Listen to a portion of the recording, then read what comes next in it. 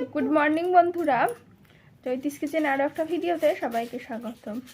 তো আজকে লক্ষ্মী পুজোর অনেক অনেক শুভেচ্ছা সকলকে। তো যেহেতু বেশ অনেক দিনই ভিডিও করিনি, তো ভাবলাম যে আজকে লক্ষ্মী পুজোর দিন থেকেই আবার শুরু করা যাক নতুনভাবে। তো সেই জন্য আজকে থেকে ভিডিওটা শুরু করলাম। আর আজকে একটা কুকিং কিচেন ব্লগ আপনাদের সাথে শেয়ার করব। তো যাই হোক, ভিডিওটার সাথে থাকুন, আশা করি আপনাদের ভালো লাগবে। আর আজকে যেহেতু লক্ষ্মী পুজো, তো সেই জন্য সব কিছু নিরামিষ রান্না করব। তো আজকে করব পটল আর পনির দিয়ে তরকারি। তো তার জন্য পনিরগুলোকে নুন হলুদ মাখিয়ে এখন ভেজে নিচ্ছি। আর আমি কিন্তু কখনোই পনির খুব বেশি লাল করে ভাজি না। তো আজকে বাজারে এমনি পনির পাওয়া যায়নি, সেই জন্য এটা আমুলের পনিরটা আনা হয়েছে। আমুলের পনিরটা কিন্তু আমার খুব একটা ভালো লাগে না। তো যাই হোক, যেটা পাওয়া গেছে সেটাই রান্না করি। তো পনিরগুলো কিন্তু ভাজা হয়ে গেছে, আর পনিরগুলো এখন তুলে নিচ্ছি। পনির ভেজে তুলে নেবার পর ওই তেলেই কিছু গোটা জিরে ফোড়ন দিয়ে এখন আলু আর পটলগুলো ভালো করে ভেজে নেব। আমি আগে পটলগুলো ভেজে নিলাম না, একটু সময়টা বেশি লাগবে। তো এইভাবে রান্না করলে কিন্তু সময়টাও কম লাগে। তো এখন অল্প একটু লবণ দিয়ে আলু আর পটলগুলো ভালো করে ভেজে নিচ্ছি। আলু আর পটলগুলো ভাজতে ভাজতে আমি একটু হলুদ দিয়ে দিয়েছিলাম, আর এখন দিয়ে দিচ্ছি আদা, টমেটো আর কাঁচা লঙ্কা বাটা। আর এখন রান্নায় একদমই শুকনো লঙ্কার গুঁড়ো ব্যবহার করছি না, তো সেই জন্য দিলাম না। আপনারা চাইলে কিন্তু দিতেই পারেন। আর দিয়ে দিচ্ছি একটু জিরে ধনের গুঁড়ো আর অল্প একটু হলুদ, আর দিয়ে দেবো একটু কাশ্মীরি লঙ্কার গুঁড়ো সুন্দর একটা রঙের জন্য। আর দিয়ে দিচ্ছি পরিমাণ মতন লবণ, চাইলে কিন্তু চিনিও দেওয়া যেতে পারে। তো চিনিটা আর দিলাম না। আর এবারে সমস্ত মশলা কিন্তু ভালোভাবে কষিয়ে নেব।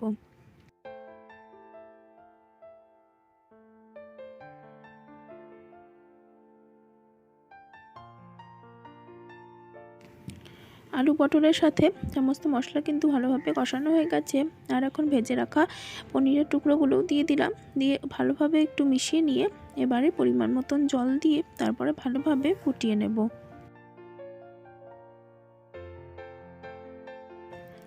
আর এদিকে আমার মেয়ে টেবিলে বসে খাচ্ছে হচ্ছে মুড়ি আর শসা, তার সাথে নিয়েছে কতগুলো বাদাম। তো ওর দাদানকে খেতে দেখেছে, এবার ওরও ইচ্ছা এগুলো খাবে। তো যাই হোক, নিয়ে তো বসেছে কিন্তু খাবে না। আর ওখানে ফোনে ওর মামার সাথে ভিডিও কলে কথা বলছে, আর এরকম টেবিলে বসে খাচ্ছে। আর আমি বলছি কি হচ্ছে এটা, তো সেই জন্য আমার দিকেও একটু তাকাচ্ছে। মাসখানেক আগে এরকম শসা মুড়ি ও বিকেলবেলা খেতে চাইতো, তো বিকেলবেলা ওকে দেওয়াও হতো, তো তখন কিন্তু পুরোটাই খেয়ে নিত।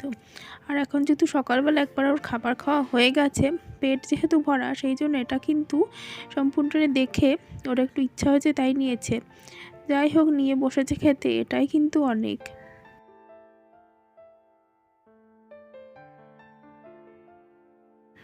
আর এদিকে আমার তরকারিটা কিন্তু ফুটে গেছে, আর একটু ফুটিয়ে তারপর কিন্তু একটু গরম মশলার গুঁড়ো দিয়ে তারপরে নামিয়ে নেব। যেহেতু নিরামিষ তরকারি, একটু গরম মশলার গুঁড়ো দিলে কিন্তু ভালোই লাগে খেতে। আর একটু ঝোলটা কিন্তু পাতলাই রাখবো, ব্যাস তরকারি কিন্তু হয়ে গেছে। আর করব হচ্ছে শাক ভাজা। তো এটা কিন্তু মূলো শাকটা ভালোভাবে কেটে নেওয়া হয়েছে। আর এদিকে সর্ষের তেল গরমে বসিয়ে দিয়েছি। সর্ষের তেলে একটু কালো জিরে ফোড়ন দিয়ে তারপরে শাকগুলো দিয়ে দিলাম। আমি কিন্তু শাক সবসময় সর্ষের তেলে রান্না করার চেষ্টা করি, এতে কিন্তু স্বাদটা ভালো আসে। তো সমস্ত শাকগুলো দিয়ে দেওয়ার পর এখন দিয়ে একটা কাঁচা লঙ্কা চিড়ে দিয়ে দিচ্ছি, আর দিয়ে দেবো অল্প একটু লবণ, আর দিয়ে দিচ্ছি অল্প একটু হলুদ। এর মধ্যে কিন্তু একটু চিনিও দেওয়া যায়, তো চিনি দিলে কিন্তু খেতে ভালোই লাগে। এবার সমস্তটা ভালোভাবে মিশিয়ে তারপরে ঢাকা দিয়ে দিয়ে শাকটা রান্না করে নেব।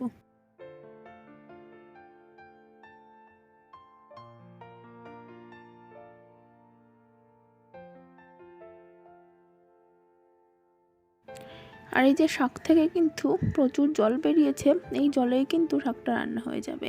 তো আস্তে আস্তে ভালো করে ভাজা ভাজা করে নেব।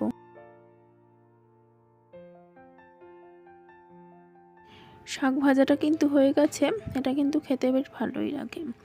আর এদিকে দেখুন, আজকে যেহেতু লক্ষ্মী পুজো, তো সেই জন্য আমরা একটুখানি বাজি ফাটাবো, তবে শব্দ বাজি নয়, কিন্তু এগুলো সবই আলোর বাজি। এই যে আমার মেয়ে এগুলো নিয়ে বসে পড়েছে, ও কিন্তু খুবই এক্সাইটেড এই বাজিগুলো আমরা কখন পোড়াবো।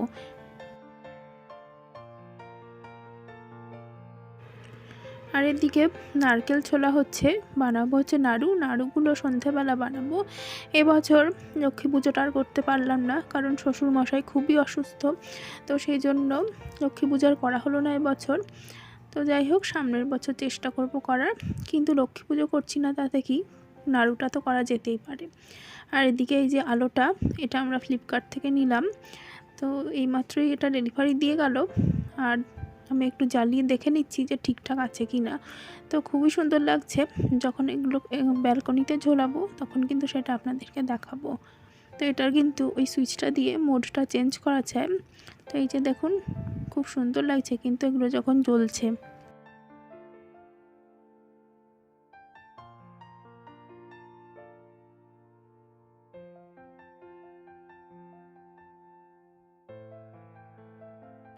এরপরে সোজা সন্ধেবেলা চলে এলাম।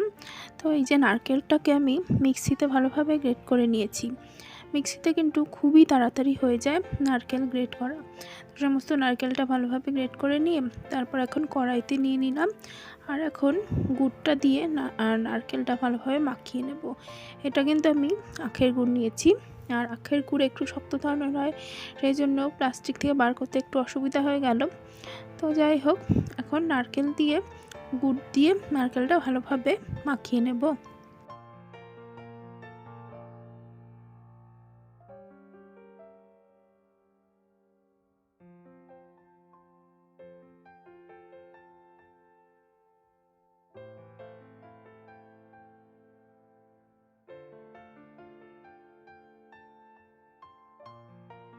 গুড় দিয়ে নারকেলটা ভালোভাবে মাখিয়ে নেবার পর এখন কিন্তু আমি কড়াইটা গ্যাসে বসিয়ে দিয়েছি, আর এটা কিন্তু ভালোভাবে নেড়ে নেড়ে ভালোভাবে পাকটা বানিয়ে নেব। ছোটোবেলায় পুজো শেষ হওয়ার পরপরই দেখতাম রান্নাঘরে মা কাকিমা কিন্তু এই নাড়ু, মুরকি, গজা, মোয়া এগুলো বানাতে বসে যেত, আর সেই সন্ধে থেকে শুরু হয়ে রাত্রি 9টা-10টা অবধি চলতো এসব বানানো, আর আমরাও বসে দেখতাম আর ভাবতাম কখন একটু খাবো। তো তখন কিন্তু বেশ ভালোই লাগতো, কিন্তু এখন বানানোর সময় বুঝতে পারি এই নারকেল নাড়ু বানাতে কতটা মানে কষ্ট হয়, কারণ এই নাড়তে নাড়তে কিন্তু হাত ঘাড় দুটোই ব্যথা হয়ে যায়। তো যাই হোক, ভালো জিনিস খেতে গেলে তো একটু কষ্ট করতেই হবে। তো এই যে আমি কিন্তু ভালোভাবে পাকটা বানিয়ে নিচ্ছি, নাহলে কিন্তু নাড়ু ঠিকঠাকভাবে তৈরি করা যাবে না। আর আমি কিন্তু বিয়ের পরে এই নিয়ে দ্বিতীয় বছর আমি নাড়ু নিজের হাতে বানাচ্ছি। তো আগের বছর আমি নাড়ু বানিয়েছিলাম, আর এবছর বানাচ্ছি। তবে আমি কিন্তু ওই গরম গরম এই যে পুরটা বানাচ্ছি, এটা কিন্তু একদমই ধরতে পারি না, ভীষণই ঝাঁকা। গত বছর যখন নাড়ু বানিয়েছিলাম তখন কিন্তু এর মধ্যে আমি অল্প কয়েকটা তিলও দিয়ে দিয়েছিলাম। তো তিল দিলে কিন্তু আরও ভালো লাগে খেতে। তো যাই হোক, এবার আর মনে ছিল না যে তিল দেব, তো সেই জন্য তিলটা আর এনে রাখা হয়নি। এমনি নারকেল নাড়ুই বানাচ্ছি, এটাও কিন্তু খেতে ভালো লাগে যদি গুড়টা ভালো হয় আর পাকটা ভালো হয়। তো দেখুন, সমস্ত কিন্তু ভালোভাবে আমার পাকানো হয়ে গেছে, আর এই যে নাড়ুগুলোও কিন্তু পাকানো হয়ে গেছে। আর যখন বানাচ্ছিলাম তখন মেয়ে বারবার বলছিল আমি একটা খাই, তো ও একটা নিয়ে বসে পড়েছে।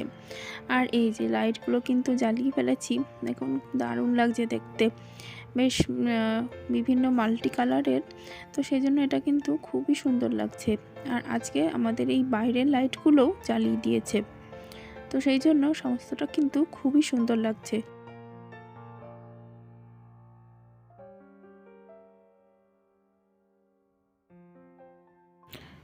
আর তারপরে ওই সন্ধ্যে 7টা নাগাদ চলে এলাম আমাদের প্যান্ডেলে, মানে যেখানে আমাদের দুর্গা পুজো হয়েছিল সেই প্যান্ডেলটা তো আপনাদের দেখিয়েছিলাম।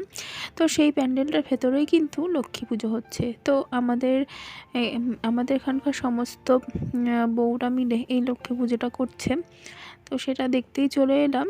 তো যাদের বাড়িতে লক্ষ্মী পুজো হয় না বা করে না তারা কিন্তু এখানেই এসে পুজোটা দেয়, অঞ্জলিটা দিয়ে দেয়। তো এই যে পুজো কিন্তু শুরু হয়ে গেছে বেশ অনেকক্ষণ হলো। তো আমরা আসার সময় পাইনি, এই এতক্ষণে এলাম। তো এসে দেখছি পুজো প্রায় অর্ধেক হয়েই গেছে, আর এখন এই যে যজ্ঞ আরম্ভ হয়ে গেছে। তো যজ্ঞের ওই আগুনটা দেখতে কিন্তু আমার বেশ ভালো লাগে। তো সেই জন্য ওই যজ্ঞের আগুনটাকে মানে আগুনটার দিকে একভাবে তাকিয়ে থাকি।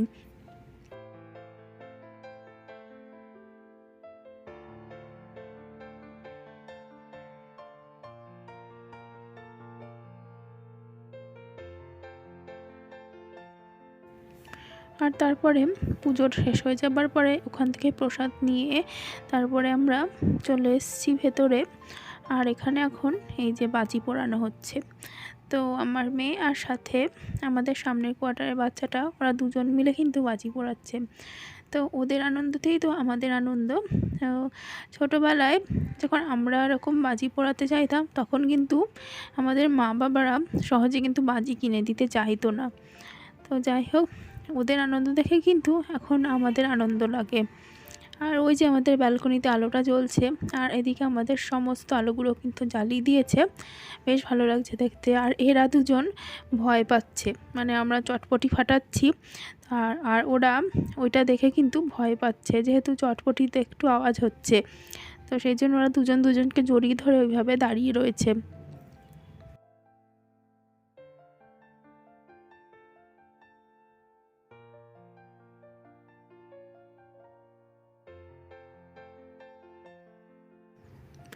তবে বাচ্চাদেরকে বাজি ফাটাতে দিলে কিন্তু সবসময় বড়োদেরকে খুবই সাবধানে রাখতে হবে ওদেরকে, যাতে কোনো রকম আগুন ওদের গায়ে না লাগে।